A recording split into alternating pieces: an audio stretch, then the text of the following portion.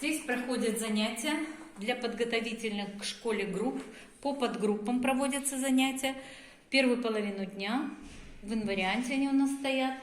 Значит, для развития интеллектуальных способностей детей приобретены столы, приобретены роботы, робомыши и приобретен ботлик. Наборов роботов у нас много, 8 наборов робомышей. Дети с интересом участвуют, являются ежегодными победителями роболенда, как по области городу, так и в региональных и международных соревнованиях.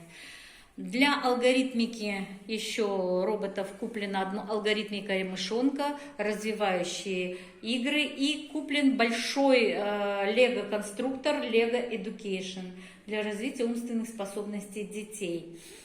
Значит, куплены столы. Вот последний проект, в котором мы участвовали, заняли первое место по Карагандинской области. Біздің отамыздың болашақ қаласы, город будущего наш Караганда.